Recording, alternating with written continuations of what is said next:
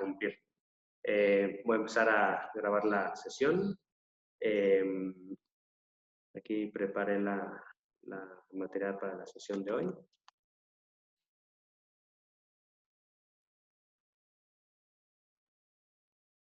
Y pues bueno, ahora estamos en la 12ª sesión del curso. Ya nada más nos faltan 3 sesiones, o sea, después de la de hoy, 3 sesiones más. Entonces, pues bueno, ya el curso está llegando a su etapa final.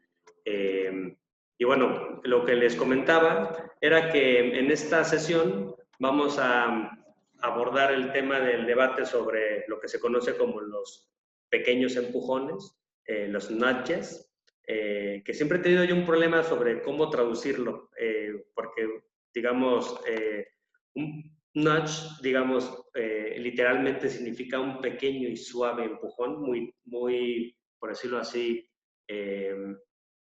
muy sutil, ¿no? Entonces, la palabra en español no la tenemos, pero es algo así como un pequeño y suave empujón, como a veces se traduce también como codazo, etcétera. Es un término complicado de traducirlo, pero bueno, espero ahora con la presentación quede más o menos claro qué significa los nudges. Y bueno, la discusión que hay en torno a lo que se llama el paternalismo libertario. Haciendo la recapitulación para la sesión de hoy, es importante decir que en las sesiones pasadas, en las últimas 2, 3 sesiones, hemos estado haciendo un recorrido histórico sobre la noción de agente racional en economía, sobre cómo se ha ido formando esta noción de agente. Vimos que desde Adam Smith ha habido mucha historia, desde Adam Smith ha habido un proceso, digamos, de creciente simplificación y de creciente exageración de ciertas características de los seres humanos de carne y hueso para posteriormente convertirlos en una ecuación y posteriormente, como vimos, fue el caso de la teoría de juegos, hacer una axiomatización de esa noción de agente racional, donde al final lo que se hizo fue, digamos, generar una noción de homo economicus, como se le conoce en la actualidad, donde las personas, las organizaciones y, digamos, prácticamente cualquier agente del mundo se puede formalizar en términos de la teoría estándar de elección racional, del modelo de utilidad esperada, siguiendo los axiomas que les comentaba, el axioma de completitud, transitividad, independencia y de la continuidad. En un contexto donde también se puede integrar al análisis elementos probabilísticos, particularmente la teoría bayesiana de probabilidades, para lidiar con la toma de decisiones en contextos de riesgo e incertidumbre. Luego esa misma noción se integra una parte, digamos, más social, cuando se integra la parte de las interacciones estratégicas interagente, que eso ya sería propiamente dicho la teoría de juegos. Hay mucha gente que cree que eso puede ser la base para generar una nueva ciencia social unificada, donde la teoría de juegos, con base en esta noción de agente racional neoclásico, se convierte en algo así como la piedra angular de todas las ciencias sociales y se convierte en algo así como esa ley fundamental a partir de la cual todo lo social se reduce, ¿no? Entonces, bueno, aquí pues mencionamos también de pasada el proyecto de Gary Becker, que consistió básicamente en intentar universalizar el modelo estándar de elección racional al conjunto de la sociedad. Entonces, los dominios que no son tradicionalmente económicos, pues digamos, fueron colonizados, como dicen los propios seguidores de Gary Becker, por medio del modelo estándar de elección racional, y entonces estudiaban temas relacionados al crimen, temas relacionados a la ciencia política, a la elección de pareja, etcétera, etcétera. Entonces, bueno, esa es una tendencia que podemos decir que alcanzó su máximo grado de idealización ya con la escuela de las expectativas racionales, donde se asumió que el agente racional era básicamente un agente con racionalidad perfecta, que tiene una capacidad de aprendizaje ilimitado, que tiene una capacidad de procesamiento de la información de tal manera que toda la información nunca le desperdicia. Toda la información que tiene a su disposición la procesa como si fuese una especie de computadora y eso hace que tenga expectativas racionales, donde las inercias del pasado no juegan ningún papel porque se asume el axioma de independencia y entonces, bueno, la gente se convierte en una especie de ente, en una especie de slot machine, como diría Mary Morgan, donde esta gente constantemente hace predicciones sobre, por ejemplo, el tema de los precios y se cumplen usualmente esas predicciones, por lo cual el agente toma decisiones que usualmente son racionales, en un sentido muy fuerte del término. Bueno, esa corriente que tiene diferentes formas de llamarse, algunos le llaman economía neoclásica, otros le llaman ortodoxia, otros le llaman economía estándar, pues digamos, no es la única corriente de pensamiento económico y no ha sido la única forma de modelizar a la gente racional. Vimos en sesiones anteriores que desde el Herbert Simon, que fue un premio Nobel de 1978, y hay otro autor que se llama Katana, más o menos son contemporáneos, los dos hacen una crítica a la noción de agente neoclásico de elección racional desde los años 50. Y concretamente lo que se fue criticando fue la falta de base empírica para, digamos, asumir que la gente racional se comporta como lo dice el modelo estándar.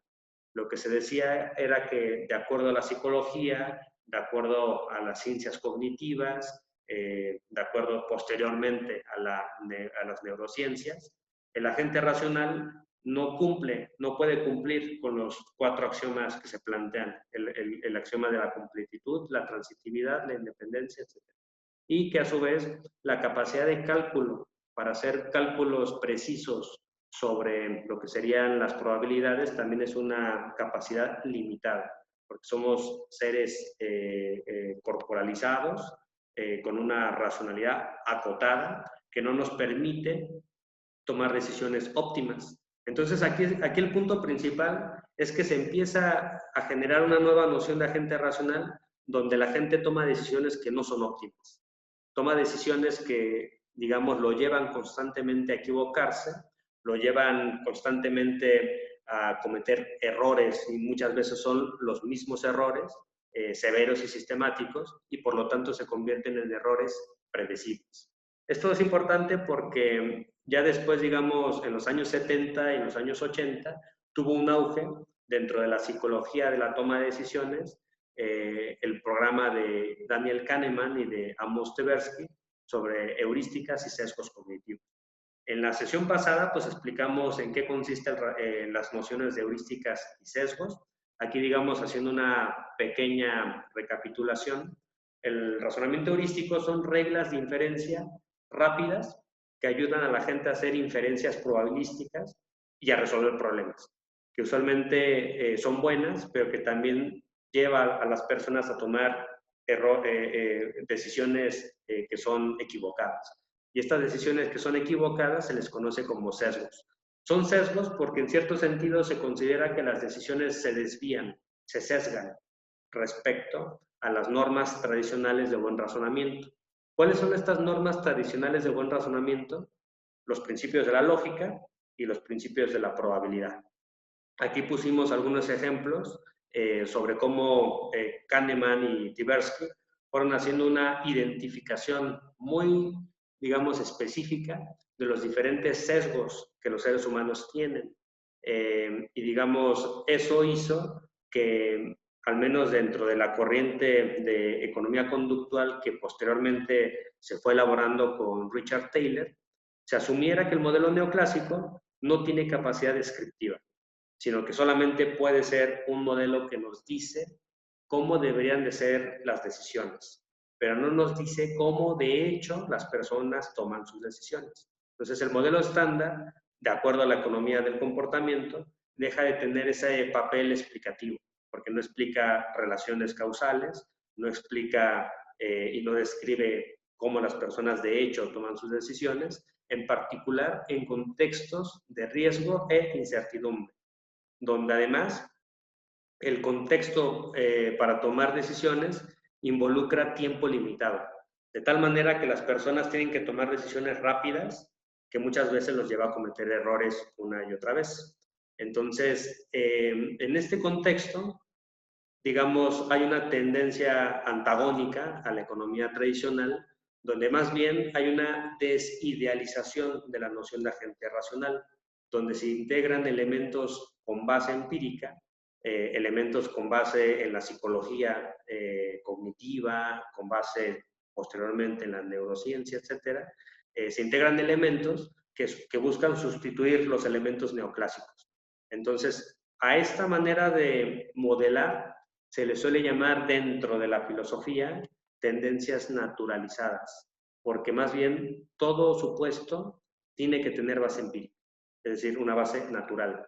No son supuestos a priori, no son supuestos que se postulan simplemente como si fuesen verdades autoevidentes, como lo es, digamos, a su manera el modelo estándar, sino que más bien se busca darle una base experimental, psicológica, empírica, para que, digamos, las modelizaciones estén más cercanas a la realidad. Eso es como la intuición de fondo con base digamos, en lo que vimos en las sesiones pasadas. Richard Taylor es un personaje clave en todo esto. Richard Taylor, en la sesión pasada lo mencionamos un poco, él es un premio Nobel de Economía de 2017 y justamente se le dio el premio Nobel porque él fue el que inició todo este movimiento que se le llama Behavioral Economics. Dijimos en la sesión pasada que Behavioral Economics se puede traducir como economía conductual, economía del comportamiento, o también, digamos, siguiendo a los italianos, como economía cognitiva. ¿Por qué? Porque no es mero conductismo, es decir, no interesa solamente la conducta de la gente, lo que se observa, sino que interesa estudiar los procesos cognitivos involucrados en su toma de decisiones. Y, digamos, en ese sentido, interesa estudiar entidades no observacionales, entidades teóricas. Y estas entidades teóricas, pues digamos, hay diferentes métodos de estudiarlas, pero una de esas entidades teóricas es la intuición y en particular el razonamiento heurístico.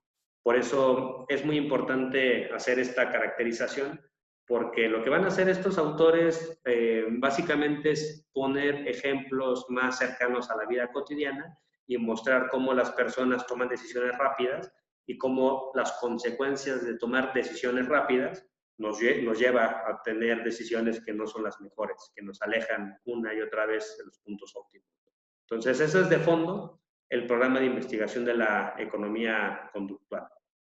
Bueno, entonces, dentro de todo este contexto, Richard Taylor lo que vino a integrar, digamos, al análisis de la gente racional fue el problema del autocontrol.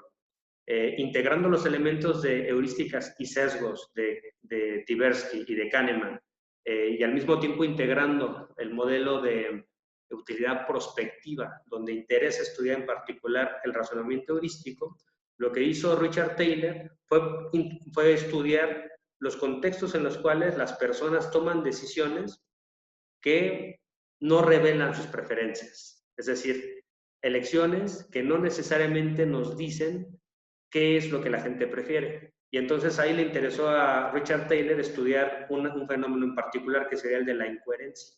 La incoherencia entre nuestras decisiones, entre lo que decidimos y lo que preferimos. Y ahí está el problema del autocontrol, que muchas veces terminamos decidiendo lo que no preferimos. Entonces es ahí donde Richard Taylor va a centrar su análisis. ¿Por qué razones decidimos lo que no preferimos? ¿Y por qué muchas veces decidimos lo que va en contra de nuestro propio interés y lo que va en contra incluso de nuestro propio bienestar? ¿Por qué usualmente gastamos más dinero del que tenemos? ¿Por qué comemos más de lo que deberíamos? ¿Por qué comemos lo que no deberíamos? ¿Por qué a veces hacemos, digamos, pues digamos, entramos a negocios, etcétera, que en realidad son catastróficos para nosotros y sabemos que van a ser catastróficos para nosotros, pero al final, por ayudar al familiar, por ayudar al amigo, etcétera, entramos a ese tipo de situaciones. Entonces, digamos, en este contexto, Richard Taylor se fue interesando por estudiar el papel de las emociones.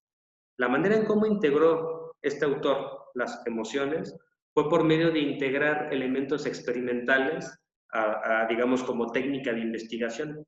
Y aquí, digamos, me gustaría otra vez enfatizar la diferencia entre economía conductual o economía del comportamiento y economía experimental. Mientras economía del comportamiento es una orientación que busca desidealizar a la gente racional, integrando elementos que tienen base empírica, la economía experimental no es más que un método más de los muchos que hay de hacer investigación empírica. Entonces, por ejemplo, antes de la economía experimental, que tuvo, como vimos en sesiones anteriores, un inicio en los años 50, con Chamberlain, que hizo una especie de simulador de un mercado en los salones de clase, etc.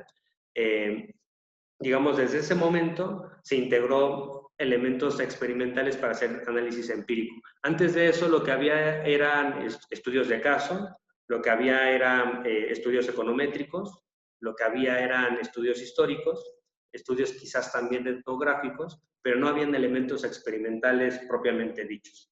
La idea de generar experimentos para posteriormente someter a prueba empírica las predicciones de la economía neoclásica es algo que se generó de manera paulatina, pero sobre todo en particular con respecto a la noción de agente racional a partir de los años 80. Y Richard Taylor fue alguien que tuvo, digamos, mucho que ver en ese movimiento. Entonces lo que él hizo fue, digamos, hacer el juego del ultimátum, que aquí ya lo vimos, que establece, digamos, a dos agentes, donde a uno se le da una cantidad de dinero, al otro se le propone, digamos, una cantidad de dinero, y si esta persona, la gente B, acepta lo que la gente A le propone, entonces los dos se quedan con la cantidad. Si el agente B rechaza la oferta que le da el agente A, entonces los dos se quedan sin nada. Y lo que constató Richard Taylor con base en sus experimentos es que mientras más inequitativo fuera, digamos, la distribución del ingreso entre la gente A y el agente B, el agente B iba a tener un comportamiento con base, digamos, en una especie de aversión a la desigualdad. Iba a tener un comportamiento de rechazar la oferta y más bien asumir un castigo tanto para él como para el otro. Entonces lo que dice Richard Taylor es que ahí se ve la parte de las emociones, cómo la visceralidad, cómo la parte de nuestro sentido de justicia tiene un papel más importante de lo que suelen integrarse en los modelos tradicionales. Entonces a eso pues, se le conoce como el efecto fairness, ¿no? Entonces la idea es que los agentes racionales también tienen un elemento, digamos, emocional, que tiene que ver con esta noción de aversión a la desigualdad, a la inequidad, y que esto juega un papel importante en la toma de decisiones. Digamos, en su libro de 2015, Richard Taylor pone otros ejemplos. Por ejemplo, él dice que cuando las empresas muchas veces suben los precios de las mercancías en contextos donde hay escasez, evidentemente la población va a tener un malestar. Un malestar porque van a sentir que están siendo, pues, en cierto sentido, tratados con poca dignidad cuando se les aumenta el precio, por ejemplo, del agua, cuando hay escasez de agua.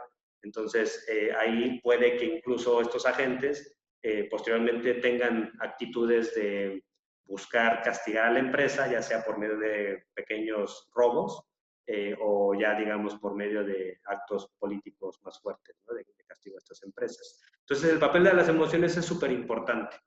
Y bueno, también hay impulsos donde las personas no pueden controlar lo que hacen. Un ejemplo que pone Richard Taylor es el consumismo, donde las personas muchas veces cuando tienen mucha hambre y van a comprar al supermercado comida, usualmente compran más de lo que van a consumir. Entonces ahí entra la parte también de los impulsos, que muchas veces hace que la gente tome decisiones en ciertos contextos que no está, digamos, dentro de lo planificado.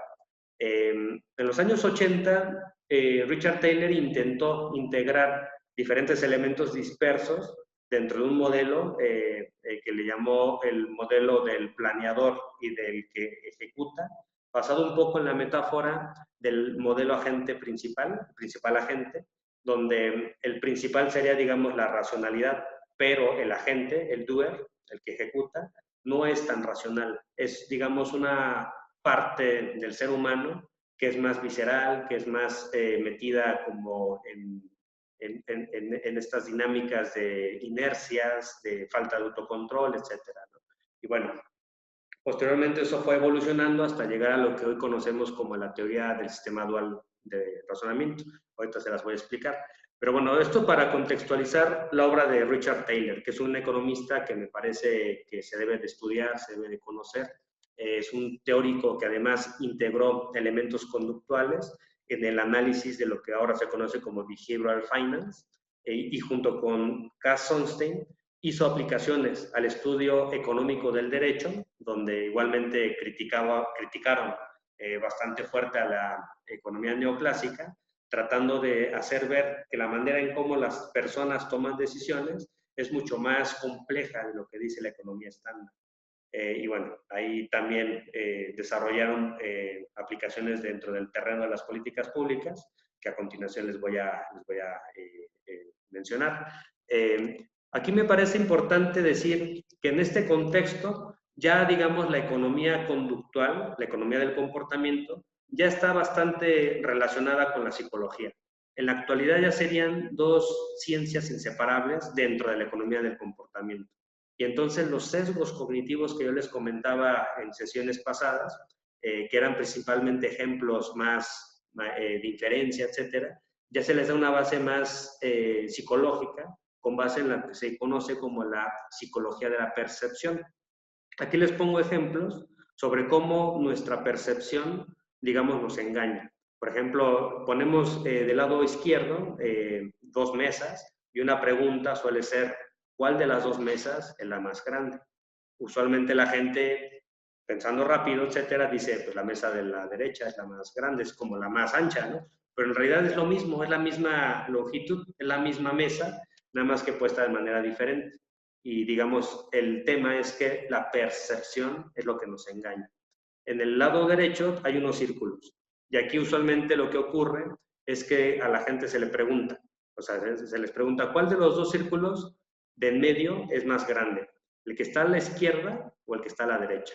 Y usualmente la gente suele decir que el círculo que está a la izquierda es el más pequeño y el círculo que está a la derecha es el más grande, pero en realidad si nosotros hacemos omisión de los demás círculos que están rodeando, en realidad lo que vamos a ver es que son lo mismo.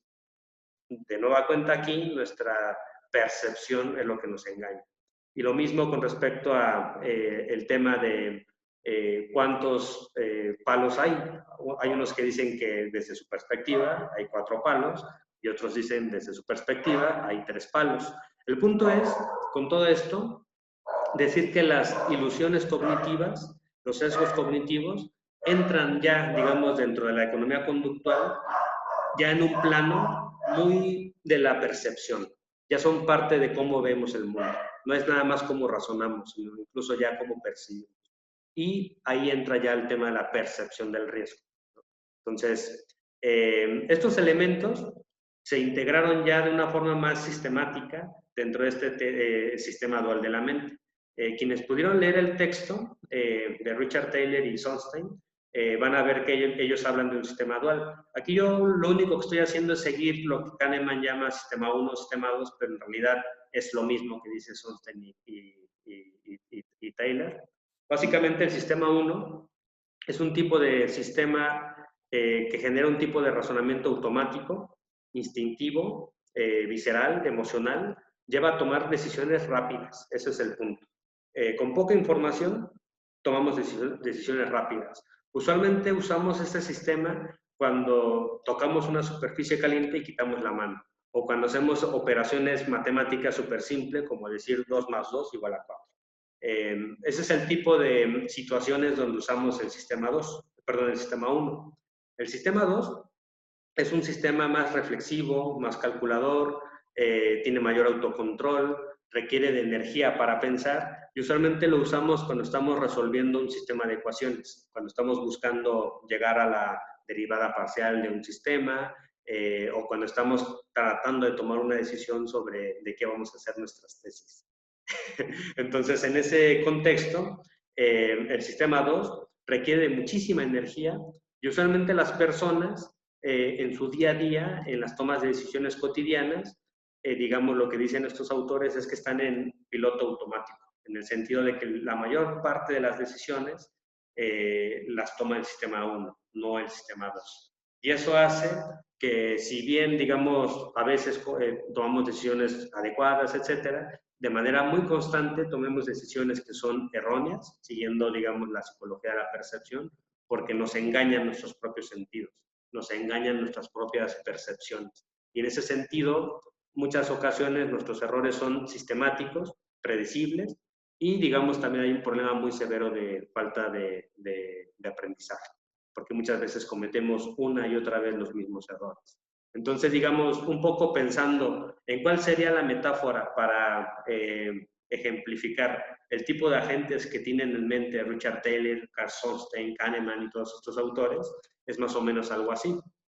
Dice Kahneman y Sonstein en el libro que mientras los homo economicus serían personas perfectamente racionales que nunca pierden la calma porque carecen de emociones, no cometen errores sistemáticos y solo responden a incentivos, digamos, la imagen que se transmite es que seríamos un ente ficticio, una persona súper inteligente que hace, digamos, cálculos que nunca son sesgados, que siempre son cálculos adecuados, siempre son cálculos racionales, y entonces seríamos como el señor Spock de Viaje a las Estrellas.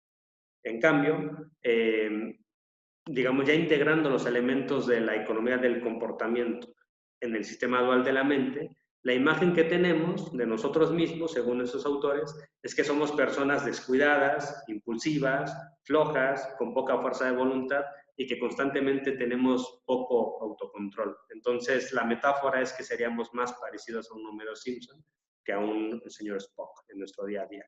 Entonces, en este contexto, estos autores lo que dicen es que cuando tomamos decisiones, muchas veces tomamos la decisión en función de cómo se nos presenta la información. No procesamos toda la información de la manera más objetiva posible y tampoco de la mejor manera posible. Muchas veces elementos que están, digamos, dentro de una arquitectura de la decisión, que en apariencia sería algo superfluo, en realidad para las personas no son tan superfluos. Y entonces, en realidad, las decisiones que tomamos ya están cargadas por estas arquitecturas de las decisiones. ¿Qué son las arquitecturas de las decisiones? No son más que el contexto informacional en el cual tomamos decisiones. Y el punto es que la manera en cómo se nos presenta la información nunca es neutral. Todos los detalles importan y en ese sentido están cargadas hacia una opción en vez de otras. La idea de estos autores de Kahneman y de Tversky, de Kahneman y de Sonstein, es que las arquitecturas de las decisiones son inevitables y todo el tiempo están presentes en nuestro día a día. Todo el tiempo, digamos, nosotros somos objeto de estas arquitecturas de las decisiones, pero al mismo tiempo también nosotros somos sujeto, nosotros también hacemos arquitecturas de las decisiones para influir a otros. Entonces, básicamente aquí el concepto de fondo es el tema de influir. ¿Y cómo es que influimos? Muchas veces influimos presentando información sesgada o contando la historia de una forma que, pues, digamos, más hacia persuadir en lugar de presentar simplemente la información y ya, sino que es para persuadir en función de una idea que ya tenemos. Entonces, bueno, en este contexto, una modificación que se hace en las arquitecturas de las decisiones para alterar el comportamiento de las personas hacia una dirección predecible, sin prohibir las opciones y sin cambiar de manera significativa, se le conoce como un pequeño y suave empujón, este concepto que se le llama nudge.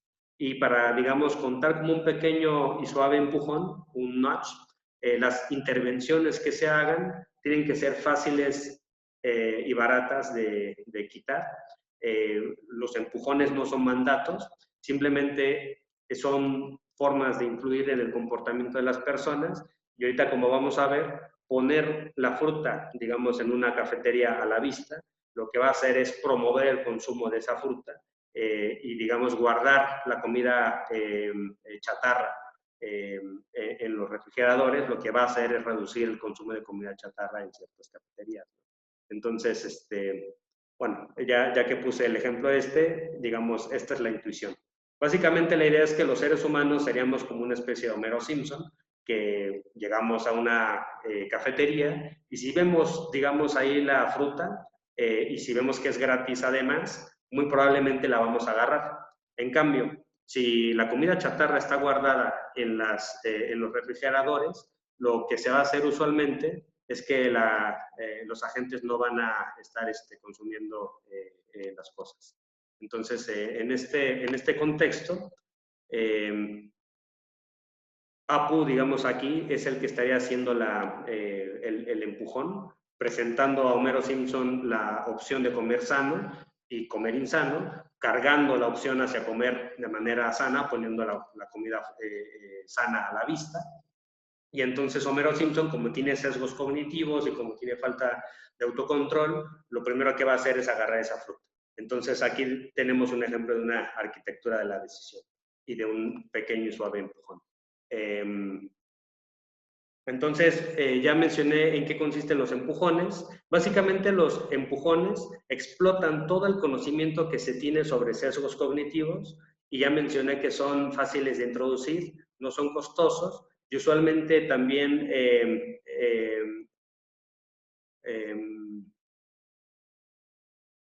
bueno, no, y digamos, no son incentivos, son diferentes de estos, ¿no? Es decir, no son esquemas de premios y de castigos, simplemente son maneras de presentar la información de una forma sesgada. Y este proyecto se inscribe dentro de lo que se conoce como el paternalismo libertario.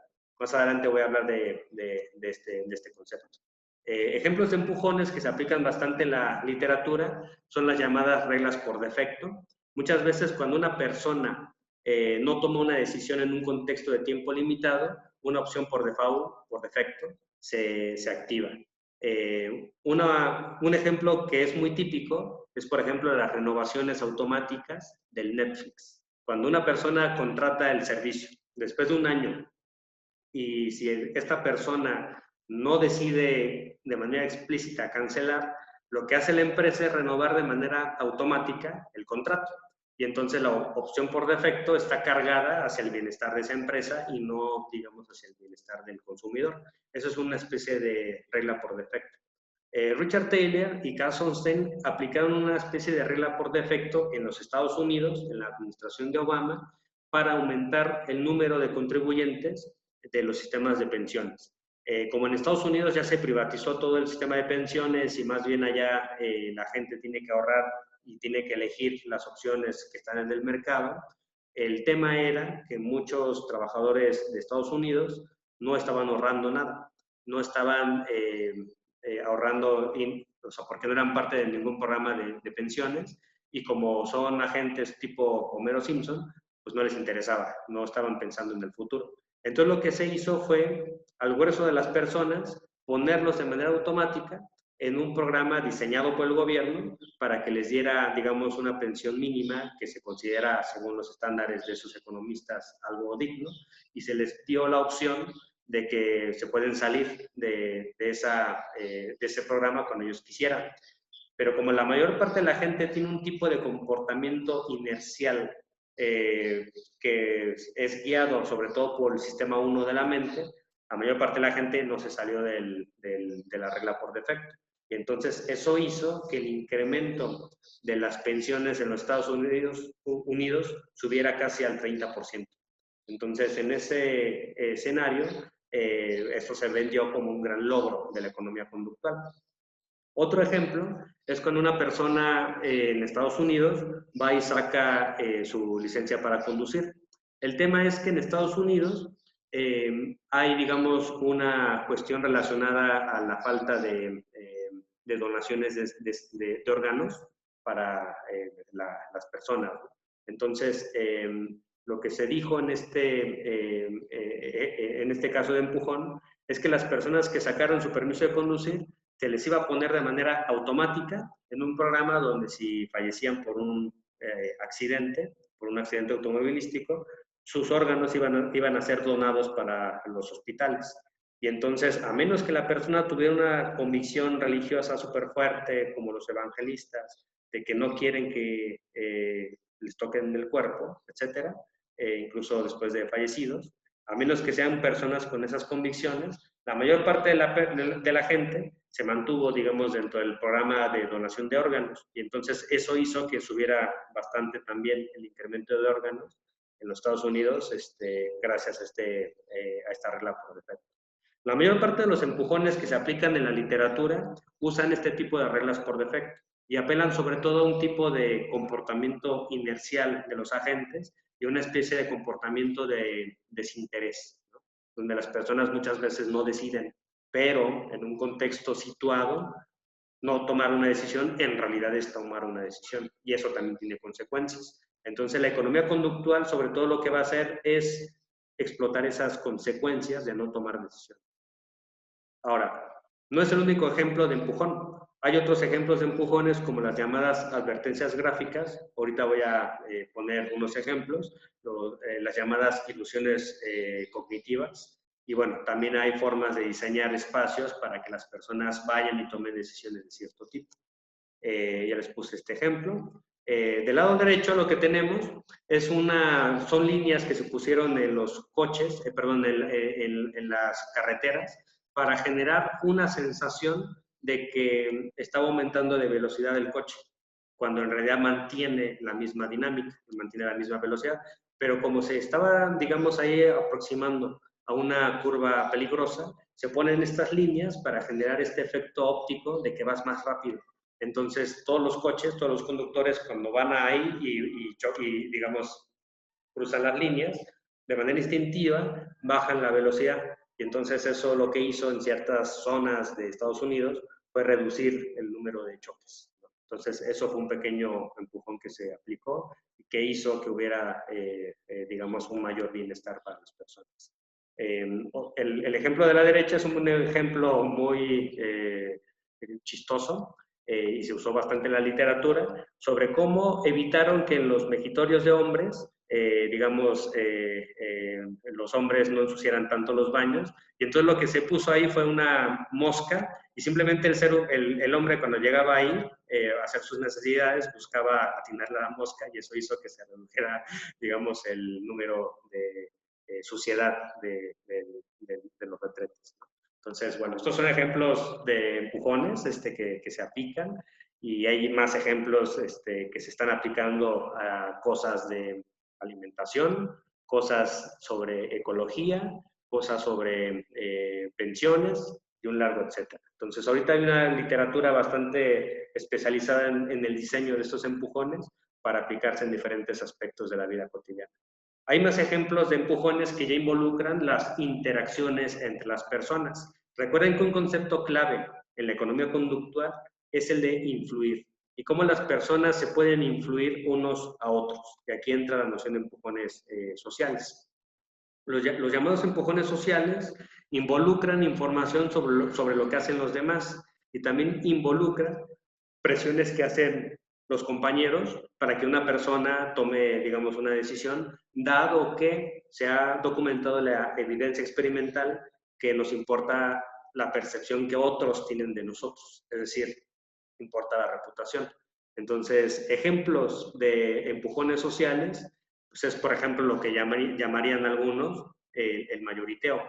Cuando tú estás en un grupo y, digamos, hay dos posiciones que están ahí discutiendo, y una posición está como muy metida en unas ideas muy, muy específicas, lo que va a ocurrir es que si el grupo en lo general comparte la otra idea, el conjunto del grupo va a generar una presión muy fuerte a nivel individual para que la opinión minoritaria termine siendo la de aceptar la opinión mayoritaria del grupo. Y eso es algo que digamos, se da bastante, por ejemplo, en comités de reuniones, en asambleas, en grupos directivos, etc. La opinión de la mayoría casi siempre termina generando un empujón para que la minoría termine aceptando la posición de la mayoría. Otro ejemplo de empujón son los llamados rumores o las llamadas narrativas. lo que la gente dice, lo que la gente cree. Y entonces aquí incluso entran las llamadas teorías de las conspiraciones, ¿no?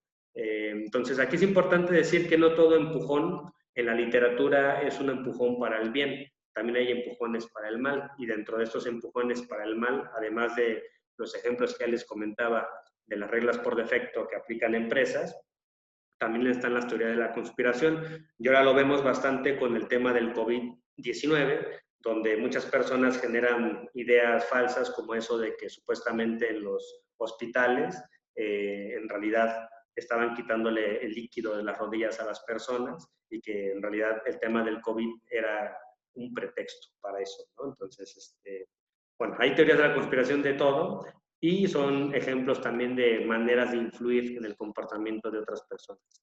Ejemplos de cómo se puede aplicar políticas públicas tomando en cuenta las llamadas influencias sociales serían los siguientes. Recuerdan ustedes que les hablé en sesiones pasadas sobre la llamada teoría de las ventanas rotas.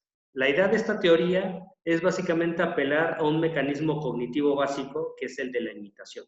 Básicamente los tres ejemplos apelan al tema de la imitación.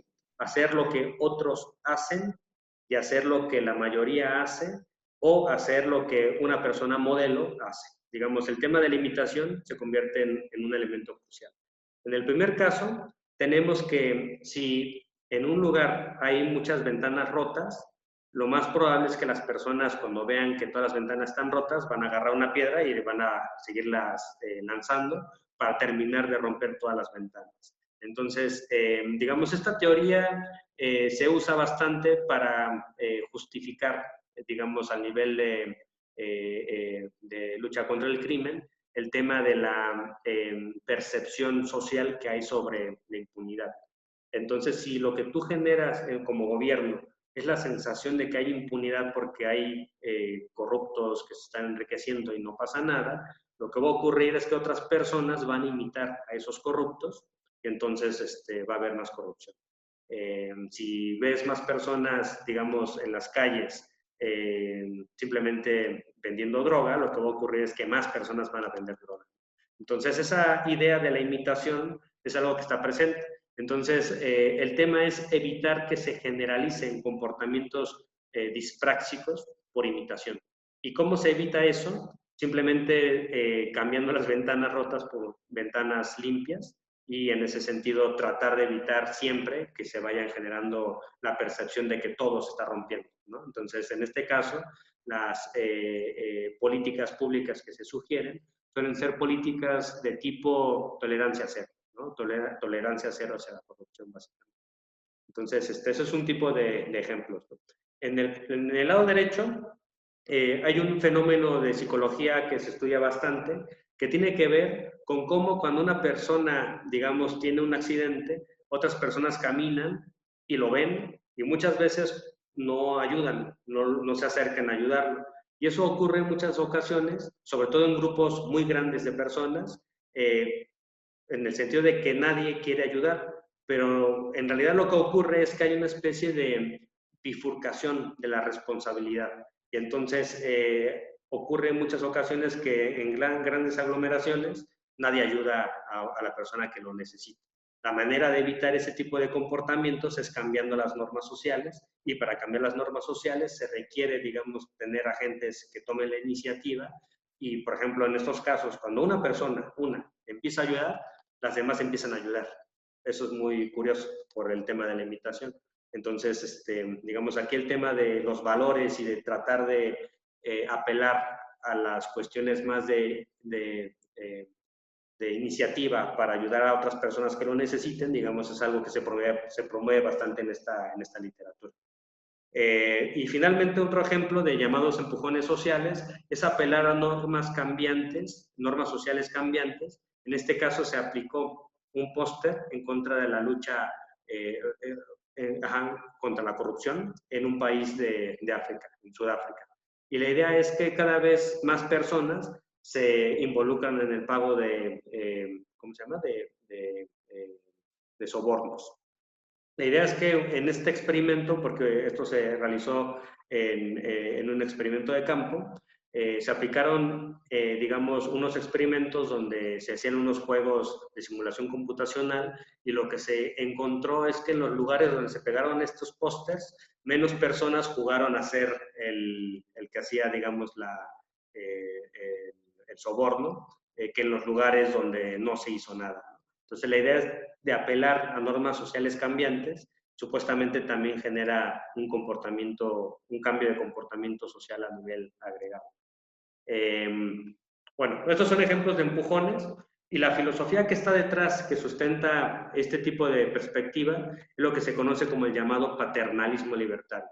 El paternalismo libertario, digamos, se basa en la idea de que las personas son vulnerables, de que como tienen sesgos cognitivos, pueden tomar malas decisiones que van en contra de su propio bienestar y que además los ponen en una situación de vulnerabilidad en el mercado, donde otros agentes los pueden depredar. Entonces la idea es que el gobierno debe de intervenir para proteger a los agentes vulnerables. Y en ese sentido, empujarlos para que estas personas tomen decisiones menos irracionales, menos malas en contra de sí mismos, y en ese aspecto se promueva el bienestar público. La idea es que es paternalista por eso, porque se interesa por el bienestar de los ciudadanos. Y es libertario en la teoría porque, digamos, no se restringe ninguna opción. Todas las opciones quedan abiertas. Las personas pueden tomar cualquier decisión que ellos al final quieran, pero al final, digamos, sí hay un empujón que nos induce a tomar una decisión ya preestablecida. Sin embargo, la idea es que no se aplica ninguna prohibición ni tampoco ninguna coerción por tomar una decisión. En ese sentido, a estos autores les interesa decir que respetan la libertad de elegir. Aquí me parece importante hacer una acotación porque en realidad este proyecto surgió como una crítica a la Escuela de Chicago, pero en Chicago, ¿no? Entonces, dentro del propio Chicago, digamos, estaban discutiendo los propios términos de Milton Friedman y de todos esos economistas. Entonces, a ellos lo que les interesaba decir, a diferencia de los economistas de Chicago, es que el paternalismo no siempre es malo y que el paternalismo puede ser bueno si, digamos, se usa para proteger y fomentar el bienestar de las personas que así lo requieren y que no necesariamente va en contra de las libertades individuales. Entonces, en ese sentido, estos autores están discutiendo con Friedman, con Nozick y otros libertarianos, tratando de hacer ver que el paternalismo es algo bueno. Y bueno, la idea de paternalismo que ellos tienen, lo dice Sonstein en sus libros, es un paternalismo suave, no es un paternalismo fuerte en el sentido de que por medio de la coerción te van a obligar, sino que más bien se influye a la persona por medio de sus pequeños y suaves empujones. Aquí me parece interesante poner como ejemplo la manera en cómo el gobierno de México está, digamos, tratando de fomentar un tipo de comportamiento de mitigación social contra la pandemia, y aquí me parece que aplica totalmente el paternalismo libertario. Yo no sé si el gobierno de Obrador explícitamente quieren ser paternalistas libertarios, pero digamos, aquí lo que ellos están haciendo es evitar la coerción, no están usando la fuerza pública para obligar a que la gente se quede en sus casas, no están poniendo multas a las personas que no usen el cubrebocas en la calle. En ese sentido, se respeta la libertad de elegir de la gente para que se quede en su casa o salga, y más bien se apela a una serie de elementos para que la gente no salga, y en ese sentido se reduzcan las situaciones de riesgo. Entonces, en este contexto, se puede decir que hay un paralelismo. O sea, muchas veces los conceptos filosóficos surgen de manera independiente y uno los puede instanciar, pero no necesariamente la instancia significa que actúa con base en ese concepto filosófico. Pero aquí simplemente lo menciono como un ejemplo y un poco a modo de provocación. Y bueno, lo que dice Sonstein es que el paternalismo que ellos están defendiendo está orientado a los medios, no a los fines. Es decir, ellos no le quieren decir a la gente, según Sonstein, cuáles son sus fines, cómo deben de vivir, qué es lo que tienen que hacer, sino que más bien, por medio de pequeños y suaves empujones, los ayudan a tomar decisiones que se consideran más adecuadas. Y bueno, digamos, esta es la portada del libro. Aquí lo que podemos ver es básicamente la síntesis visual de la filosofía de estos autores, donde vemos un elefante grande, que sería el paternalismo libertario, dando pequeños y suaves empujones a un elefante pequeño, que sería la gente común y corriente que tiene sesgos cognitivos, y para evitar caerse, digamos, el elefante grande le está dando empujones muy tenues para que el agente pequeñito no se caiga, ¿no? Entonces, esa es la idea con la cual se vendió, digamos, esta posición del paternalismo libertario, con base en elementos psicológicos, desarrollaron toda una filosofía política, desarrollaron toda una perspectiva sobre la, podemos decirlo, la naturaleza humana, y de ahí fue formándose una perspectiva sobre lo social. Pero bueno, este proyecto es muy polémico, es un proyecto que está constantemente sujeto a críticas, y dentro de las críticas que ahorita les voy a reseñar, está la crítica de que se considera desde las perspectivas más liberales, las más, digamos, individualistas, etcétera, que el paternalismo libertario puede ser intrusivo. Es decir, que en realidad no es tan libertario como ellos creen, porque en realidad pueden estar vulnerando la autonomía de los agentes al estarles metiendo pequeños y suaves empujones que al final se pueden convertir en manipulación.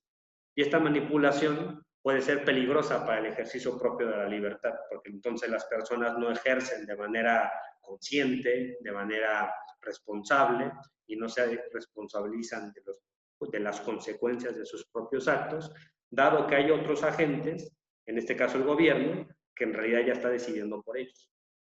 Entonces, esa es la crítica que se suele hacer desde una perspectiva más liberal, y bueno, esto está en el texto de Daniel Hausman, de 2010, que se llama To Nudge or Not to Nudge, empujar o no empujar. Bueno, ahí lo pueden revisar en ese texto. Hay otras críticas que ponen más énfasis, digamos, en rechazar todo el proyecto como un todo, y uno de esos es Gerd Gigerenzer, que es un psicólogo, yo ya lo mencioné en las sesiones pasadas. Este autor lo que hace es criticar la base psicológica del paternalismo libertario. ¿Cómo la va a criticar? Primero, digamos, apelando a una discusión histórica que él tiene con Daniel Kahneman. Les mencioné solo de paso en la sesión pasada un poco sobre ese debate, que se conoce como las guerras de la racionalidad. Y básicamente el punto central de ese debate es si existen o no existen los sesgos cognitivos. Y lo que dice Gigerenzer es que lo que se define como sesgos cognitivos es dependiente de las normas tradicionales de buen razonamiento. Y esas normas tradicionales de buen razonamiento, lo que dice Gigerenzer, es que no siempre tienen que ser válidas para todo momento, para todo contexto. Hay contextos donde pueden ser útiles y contextos donde no pueden ser útiles. Un ejemplo que podríamos nosotros, un poco para ponerlo a manera de, digamos, simplemente también de ilustración, es la llamada paradoja del burro de Buridan, donde el burro de Buridan está situado exactamente en medio, digamos, de la distancia de dos centros, de dos recipientes donde hay comida. Y es un burro que es muy racional y quiere tomar la decisión óptima, pero no sabe cuál de los dos es la decisión óptima. Entonces, es un burro que está constantemente dudando, no sabe cuál de las dos opciones es la mejor, y al final se termina muriendo de hambre porque no puede decidir, porque no sabe cuál de las dos opciones es la opción óptima.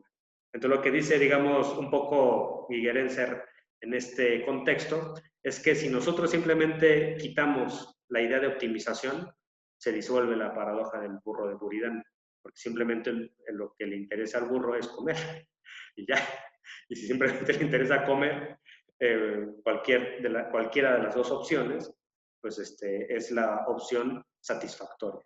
No la decisión óptima, sino la opción satisfactoria. Entonces, lo que trata de hacer Gigerenzer es cambiar las normas tradicionales de buen razonamiento por normas que él va a llamar racionalidad ecológica, donde es más bien la interacción con el entorno lo que nos va a decir qué es racional y qué es irracional. Es la interacción con el entorno, no, digamos, el comportamiento de individuos aislados que siguen ciertas normas idealizadas de agente racional. Digamos, esa es la crítica central de Gigerenzer.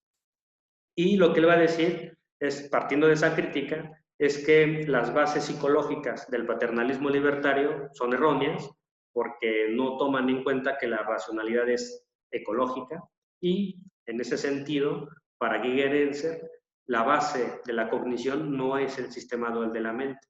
No es que el sistema 1 nos esté dominando todo el tiempo sobre el sistema 2, sino que en realidad lo que hay es un continuum entre sistema 1 y sistema 2 que él va a llamar razonamiento heurístico.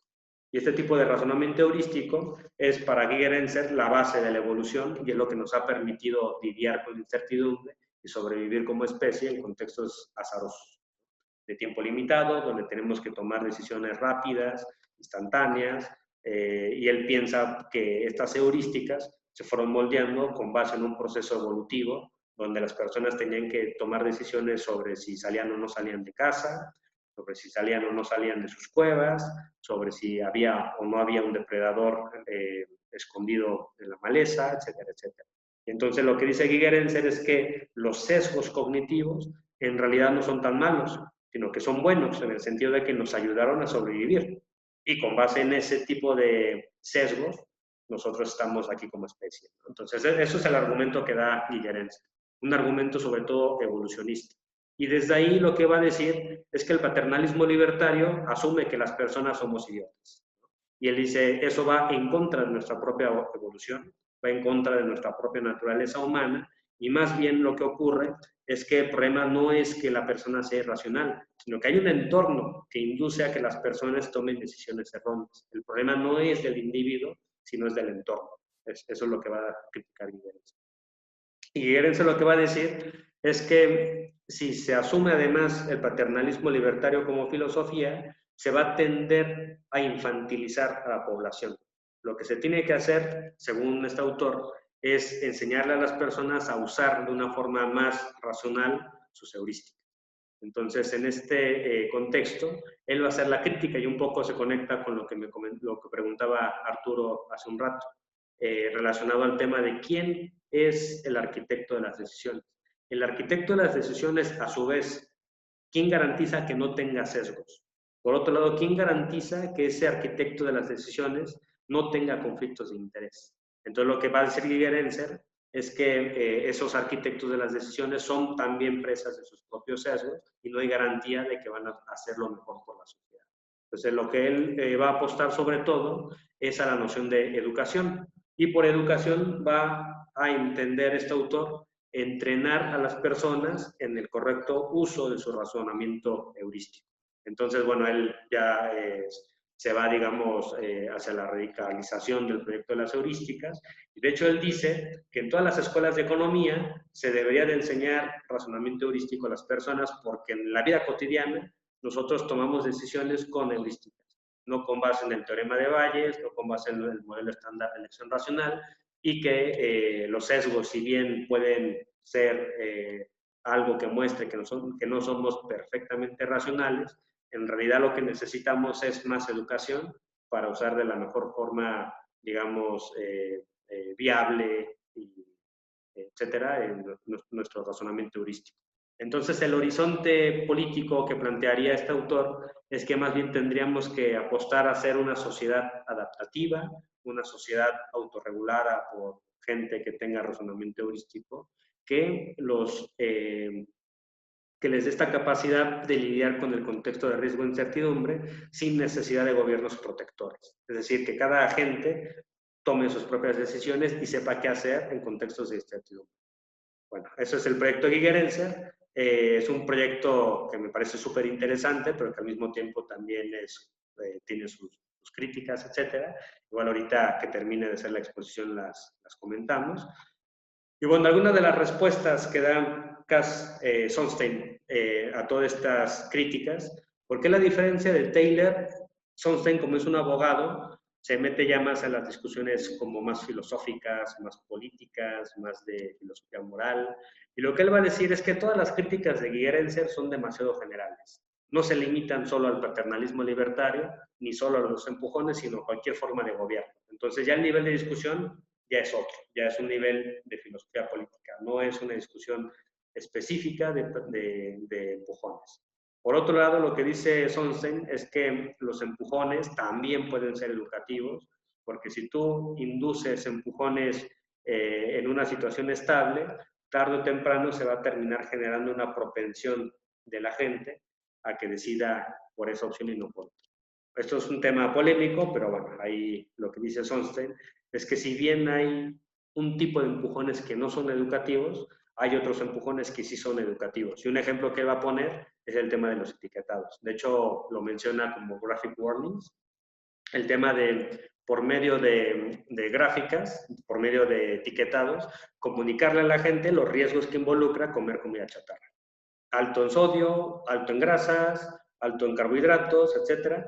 Eso para Sonstein es un ejemplo de un empujón y es un ejemplo de un empujón educativo. Entonces, digamos, para este autor, no todo empujón tendría que ser manipulación, ¿no? Por otro lado está el tema de que ellos dicen que no buscan manipular de manera explícita a los agentes, sino que simplemente lo que ellos quieren es contribuir al bienestar social colectivo. Y aquí usa una frase que luego se convierte en una frase de esas misteriosas, que luego uno quiere decir, ¿qué quiso decir con esa frase? ¿Qué quiere decir?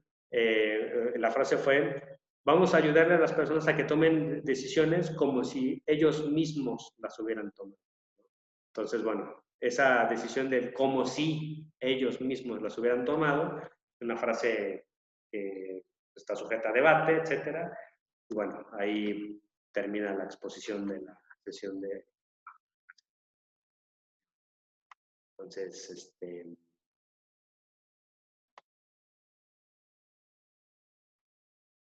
voy a detener el...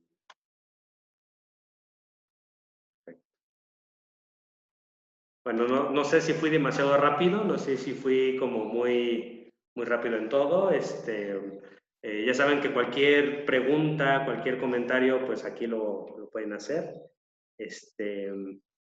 No sé si tengan alguna duda, algún comentario, alguna crítica a los autores, porque esto da para mucho, da para muchos elementos. No sé si tienen ahí, quisieran participar.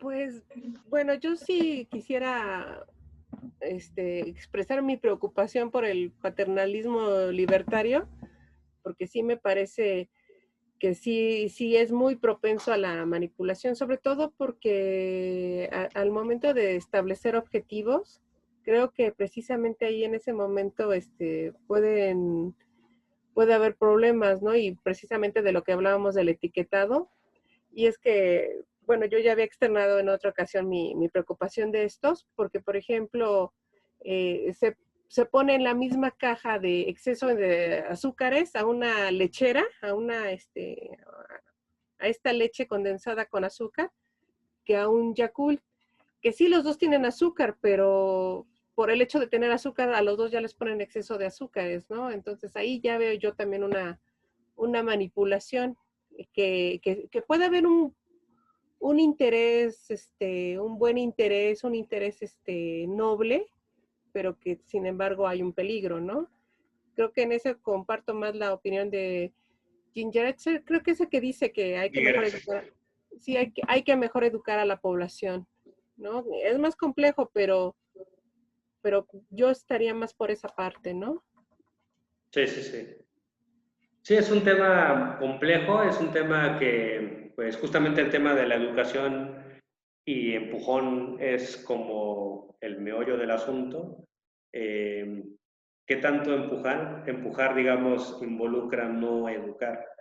Eh, y bueno, por ejemplo, ahí la noción alternativa que desarrollan los partidarios de Guillerense, porque pues, él tiene toda una escuela de pensamiento psicológico que también desarrolló aplicaciones en economía, le llaman economía del comportamiento evolutiva, a ese tipo de enfoques.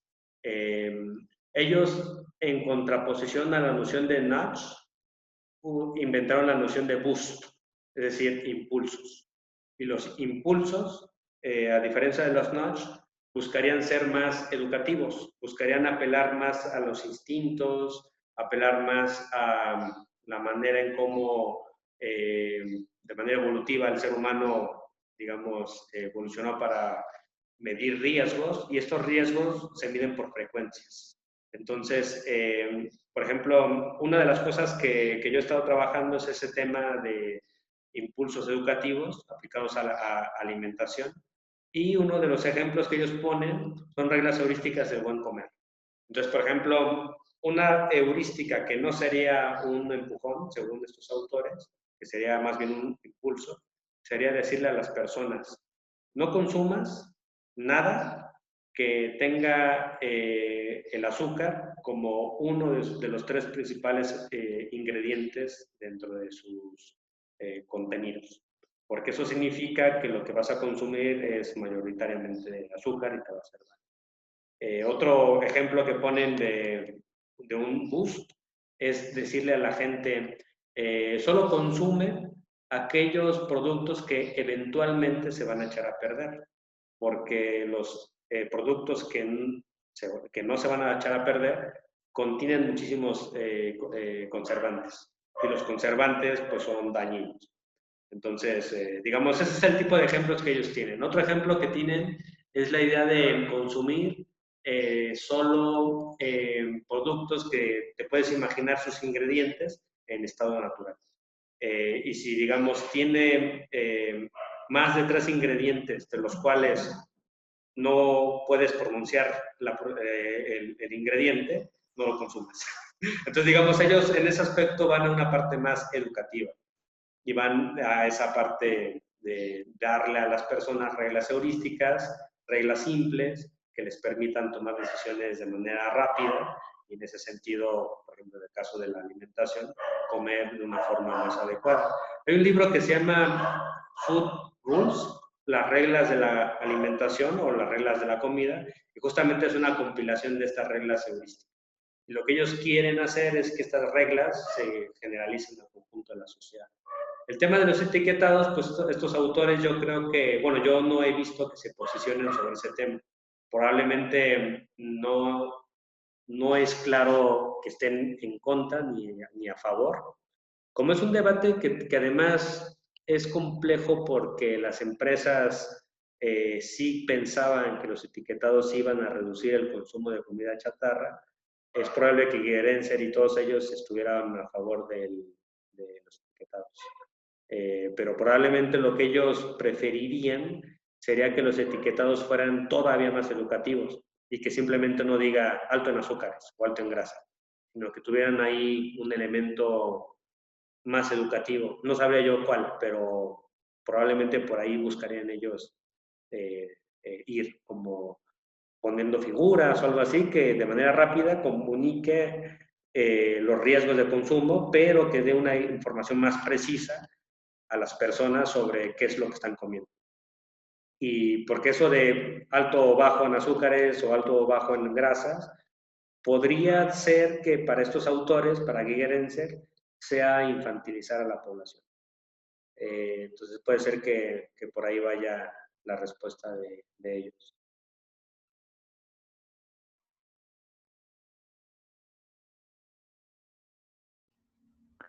Lo que, ah, lo que a mí me llama la atención es que es un tema muy, muy complicado porque estaba pensando cómo la propuesta del paternalismo libertario en comparación con el de que quieren ser, que era de, bueno, mejor vamos a buscar educar a las personas, pues es,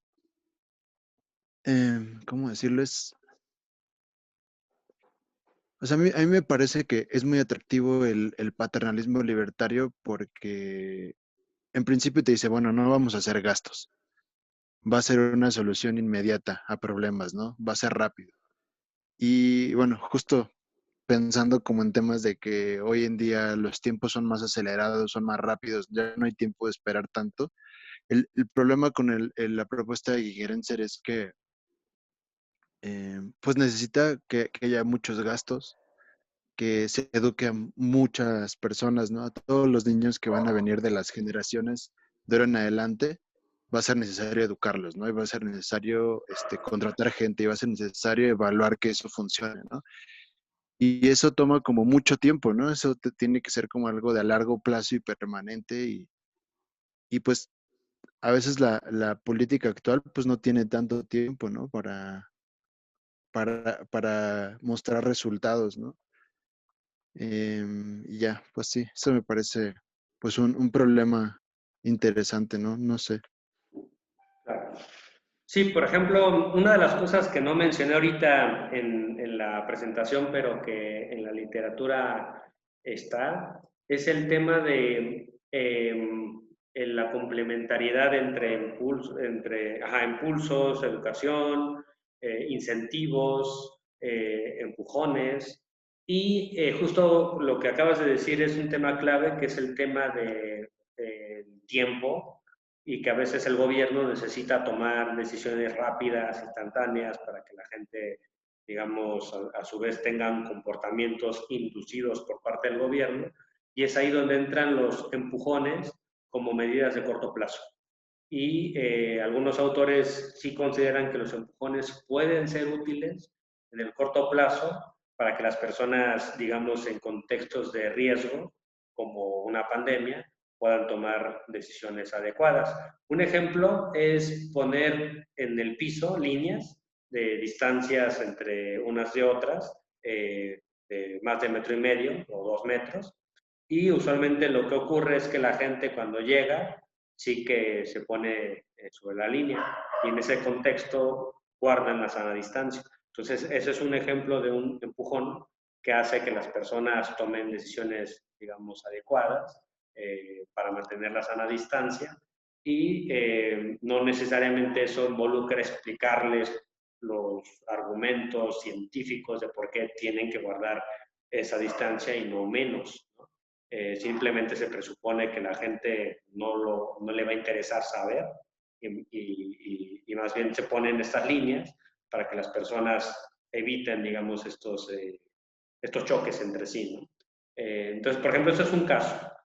Otro caso que se está aplicando tiene que ver con el tema de la alimentación y es, por ejemplo, reducir la obesidad. Y, por ejemplo, en Inglaterra se está discutiendo la posibilidad de que en todas las tiendas se deje de ofrecer a la vista comida chatarra, porque eso lo que hace es que las personas compren comida chatarra. Una de las cosas que uno hace cuando uno va al supermercado, cuando uno va a una Aurrera, un Walmart, etcétera, y ya llenó su carrito y va a pagar. Usualmente al final, cuando uno va a pagar, lo que hay es Coca-Cola, botanas, chocolates, y si uno está esperando y haciendo fila, a veces a uno le da hambre y entonces agarra la Coca-Cola y no la quieres comprar, pero pues, como está a la vista y ya te dio hambre y estás esperando, la compras y entonces ya hiciste un consumo que va en contra de la salud, ¿no? Entonces, lo que están haciendo en Inglaterra es justamente tratar de implementar algunos empujones para que en lugar de eso haya, pues, fruta y que toda la comida chatarra no se prohíba, pero que se ponga en los pasillos respectivos de los supermercados para que la gente que sí lo quiere comprar vaya y lo haga, pero no, digamos, que no se manipule, ¿no? Y es que aquí un tema que yo sí creo que es importante, y yo creo que en ese aspecto Sunstein y Taylor tienen razón, es que las arquitecturas de las decisiones son inevitables. Son, digamos, hechos que están ahí y que nosotros nos enfrentamos en el día a día y que muchas veces nos influyen y que nos llevan a tomar decisiones que incluso no habíamos pensado tomar. Pero por el contexto, muchas veces, por ir rápido, por ir a las carreras, por tener hambre, qué sé yo, a veces uno compra chocolate en el metro cuando no querías, o compras la golosina tal porque estabas esperando y te dio hambre. Y bueno, esas arquitecturas ahí influyen también en la manera en cómo tomamos decisiones. Entonces, el punto de estos autores es que esas arquitecturas, en lo general, se deberían de regular por parte del gobierno, para que más bien sean arquitecturas que sean para promover el bienestar y no sigan, digamos, promoviendo el deterioro de los cuerpos o el deterioro de nuestro propio bienestar. Incluso ahora ya Taylor inventó el término sludge, que significa empantanamiento, que es lo que él llama un nudge for evil. Y lo que él dice es que todo el tiempo las empresas, los gobiernos, o sea, sobre todo las empresas capitalistas, están haciendo nudge for evil. Entonces, más bien hay que evitar eso y generar empujones adecuados para promover el bienestar, ¿no? Entonces, ahí, de fondo, lo que hay es un tema de regulación. Cómo regular las arquitecturas de las decisiones y bajo qué criterios. Y Sunstein en ese aspecto se mete bastante. Entonces, a mí me parece en ese aspecto pues importante, porque yo creo que al menos ellos pusieron en la mesa algo que no se debatía en economía, que son las arquitecturas de las decisiones. Antes los economistas simplemente debatían sobre incentivos. ¿Qué incentivo le damos a los empresarios o a los trabajadores o a las familias para que tengan X comportamiento y eviten el comportamiento Y? Pero ahora las cosas se complejizan porque existen las arquitecturas de las decisiones y estas arquitecturas de las decisiones también inducen comportamientos. Entonces no es nada más discutir incentivos, sino también qué arquitecturas de las decisiones necesitamos.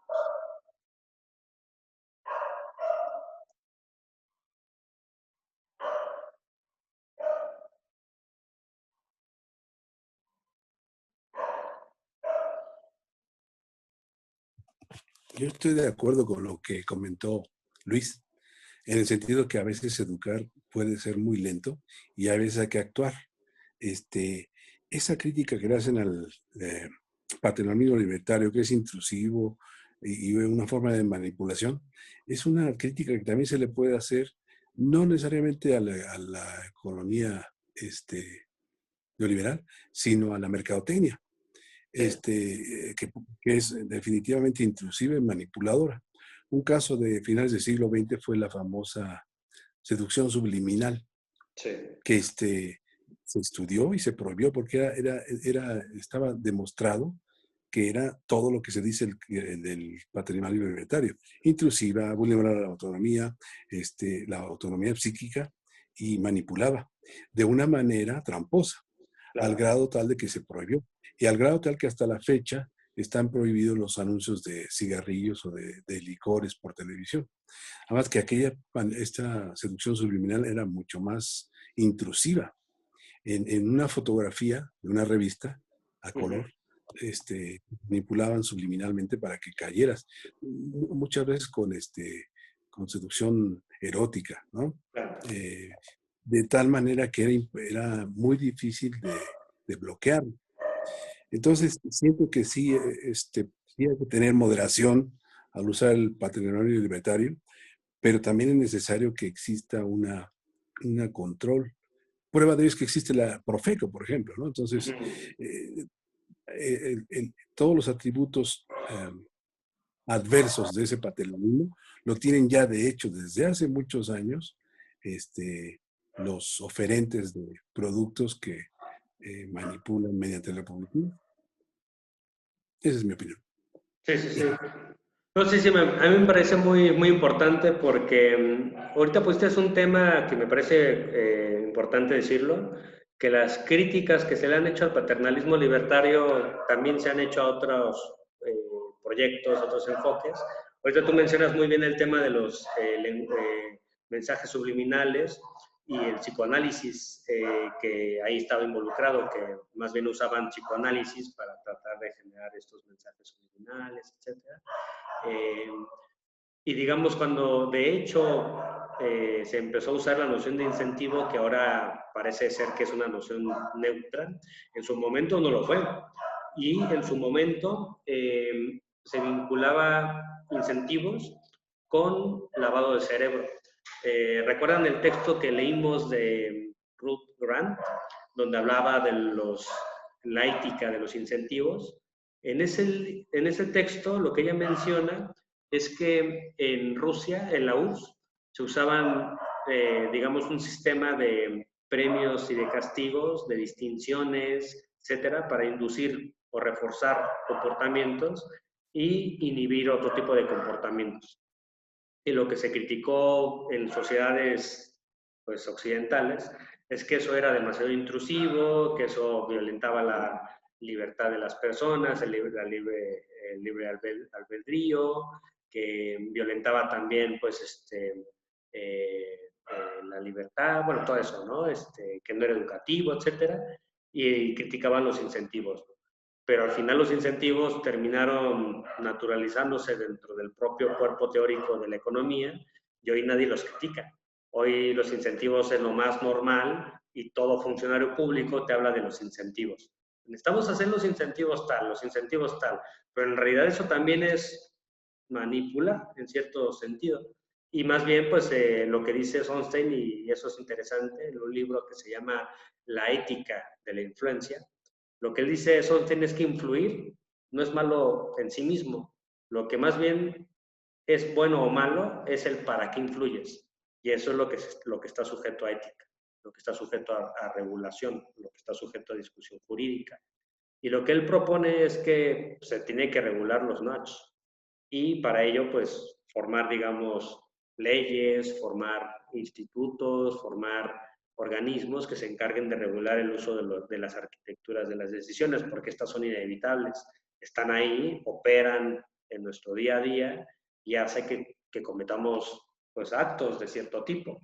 Por ejemplo, ahora con este tema de la pandemia, en Inglaterra también se propuso, ahora que mencionas la mercadotecnia, regular también la advertencia de mensajes relacionados a comida chatarra. Y más bien los mensajes de comida chatarra, pasarlos solo en un horario que no sea horario familiar, es decir, después de las 11 de la noche. Y durante todo el día, comerciales de otro tipo, pero no comida chatarra.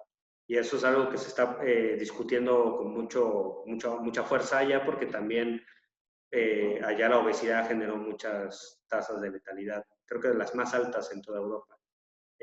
Bueno, también Bélgica tiene unas tasas altísimas ¿cómo se llama?, de fallecimientos por el COVID, pero bueno, ahí el tema relacionado a obesidad, pues es muy importante en esta pandemia, y los economistas conductuales pues han ido con todo en ese aspecto. Pero sí, yo creo que el tema de la educación es complejo porque también hay que como matizar de qué tipo de educación estamos hablando. O sea, si nosotros hablamos de una educación parecida a una educación universitaria, pues eso requiere mucho tiempo, muchos años. Si nos referimos por educación el adquirir hábitos de cierto tipo, también requieren mucho tiempo. Los hábitos se adquieren con experiencia y mucho tiempo, ¿no? Entonces, realmente educar requiere una inversión de tiempo que muchas veces no se tiene. Y entonces ahí se abre un espacio para el uso de los notch.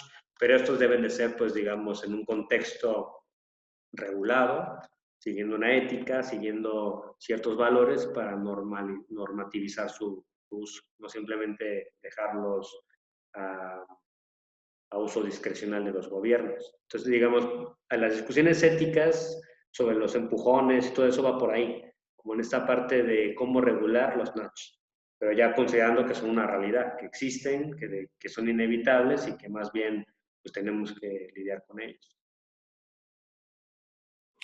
Hace algún tiempo, en una materia que se llamaba Comportamiento del Consumidor, el profesor decía, entre más sutil sea, no usaba la palabra manipulación, pero la persuasión, entre más sutil sea la persuasión, más poderosa. Significa que también te están manipulando y orientando, pero de una manera sutil. En cambio, los notches que se utiliza, por ejemplo, la Profeco, son abiertos, no ocultan nada y son informativos. Esa es la diferencia. Podría ser manipulador uno y otro bando, pero el comportamiento del consumidor es manipulado por la publicidad, etcétera, la promoción, de una manera entre más sutil, más poderosa. Yo creo que esa es una buena diferencia. Sí. Sí, yo creo que ahí pues hay un tema relacionado a la persuasión, incluso ese es un tema filosófico relacionado a qué tanto los empujones persuaden, porque usualmente cuando uno piensa en la teoría de la argumentación, la persuasión es contraste de razones y es contraste de argumentos. Y entonces cuando uno persuade a otro, usualmente le convence del carácter legítimo, válido, plausible de los argumentos que tiene. Y digamos, se refutan o se demuestran que los argumentos del otro pues, no estaban bien, ¿no? Que no eran plausibles por algún aspecto. Entonces, en ese tema, ¿qué tan persuasivos son los nudges? También es un problema porque no necesariamente estás haciendo que la persona tome una decisión persuadida.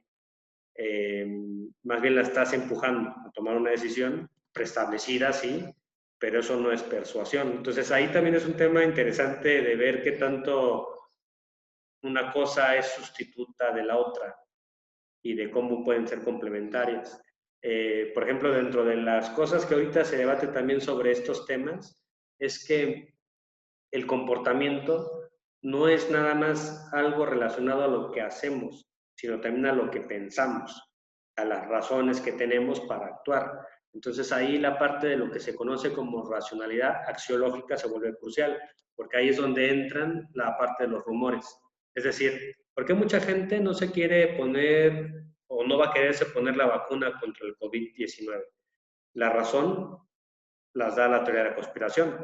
Razones coherentes, razones que si uno analiza la estructura lógica de los argumentos, pues es que son argumentos coherentes, pero no son plausibles, ¿no?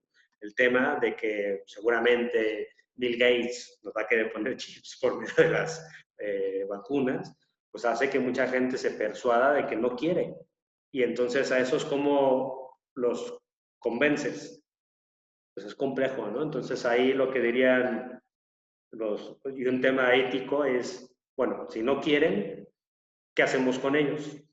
¿Los empujamos? ¿O qué? Y es un debate complejo ese.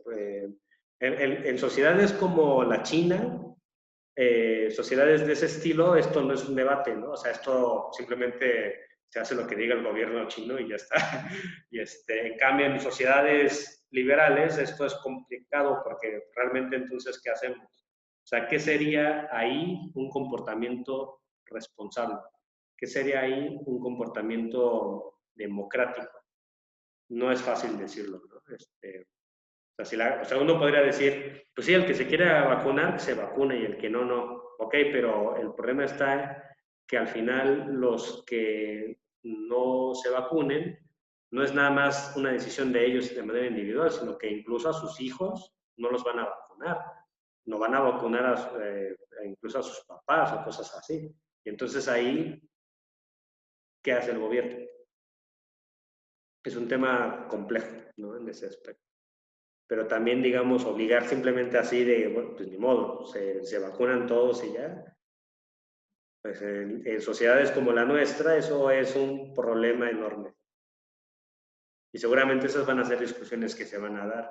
Quizás aquí en México no tanto. Aquí como que las teorías de las conspiraciones me da la impresión que no son tan antivacunas como sí lo son en Europa. Allá me parece que están a tope con eso, pero aquí me parece que más bien el tipo de teorías de la conspiración son diferentes.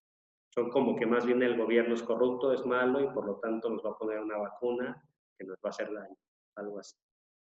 Aquí, digamos, es más fácil persuadir porque uno dice, no, el gobierno no te va a matar, no te va a matar para quitarte líquido de las rodillas, que es la versión más difundida de teoría de la conspiración de aquí.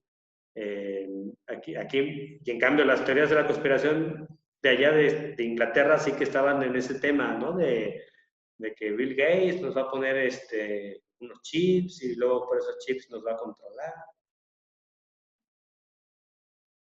Pero bueno, es un tema complejo. Bueno, solo rápidamente, tal vez no hay una cuestión de teorías de conspiración, pero es una cuestión religiosa, minoritaria, es una minoría que existe en México también, no sé qué religión sea, que están en contra de transfusiones de sangre, vacunas y no sé qué.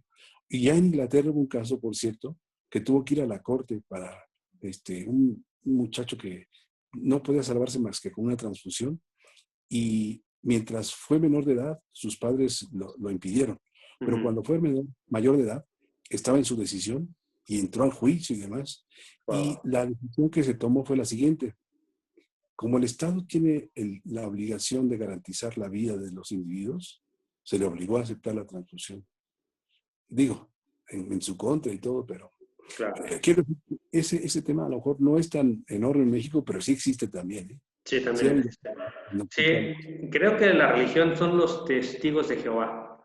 Creo que ellos son y también creo que los mormones también están en ese tema de que no aceptan transfusiones de sangre.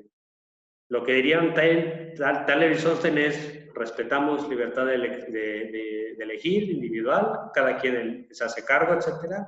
Entonces les aplicamos reglas por defecto. Y en ese caso, pues la gente que realmente tiene la convicción eh, religiosa de no ponerse transfusiones, pues digamos, se salen de la regla por defecto, aplicando o ejerciendo su libertad de elegir. Pero las personas, la mayoría que no son de esas religiones, pues iban a aceptar las transfusiones y entonces ya se establece por defecto que se les da, ¿no? La transfusión. Entonces, digamos, ellos tratan de solucionarlo de esa manera. Pero sí, sí, en México tenemos, digamos, otro tipo de problemas y sí sería interesante como identificar cuáles serían los problemas más específicos de aquí, de arquitecturas de la decisión. Por ejemplo, en el tema de obesidad, yo lo que pienso es que muchas veces las arquitecturas que operan, por ejemplo, en la calle, cuando uno va de regreso del trabajo o de la escuela a la casa, están en función también de una rutina, de un tipo de rutina que tenemos más grande, que es nuestra vida del día a día, y de cómo muchas personas, pues a veces consumen el chocolate o consumen el tamal, no sé qué, para aguantar. Entonces, más bien es una arquitectura de la decisión que se estructuró de una forma más social y más bien depende más como de unas especificidades, pues digamos, de un país de tercer mundo, que hace que la gente pues, tome esas decisiones, no porque sean inconscientes o porque sean personas poco responsables sobre lo que comen, sino porque lo que comen es lo único que pueden comer para aguantar, digamos, jornadas de 12 horas, oficinistas, por ejemplo, que trabajan 12 horas y luego 2 horas de trayecto de regreso a sus casas, pues en ese contexto, pues evidentemente van a comer cualquier cosa que les reporte energía rápida. Entonces ahí la arquitectura, pues es más compleja, ¿no? O sea, es todo un entorno que estructura tipos de vida que hace que la gente tome decisiones dentro de lo que puede para sobrevivir, pero que a la larga le genera un problema de obesidad. Entonces, sí, yo veo que ahí, por ejemplo, sí se tendría que hacer un trabajo más también como de identificar arquitecturas, no sé, por ejemplo, cuáles serían las arquitecturas de las decisiones que se enfrentan los indígenas en la Sierra Norte de Puebla, ¿no? Porque parte de esta literatura yo pienso que está también como demasiado sesgada a problemas de primer mundo. Sería interesante ver en el tercer mundo, países como el nuestro, cómo se dan estas especificidades, ¿no? Y ver aquí como, no sé, otro tipo de problemas que se generen.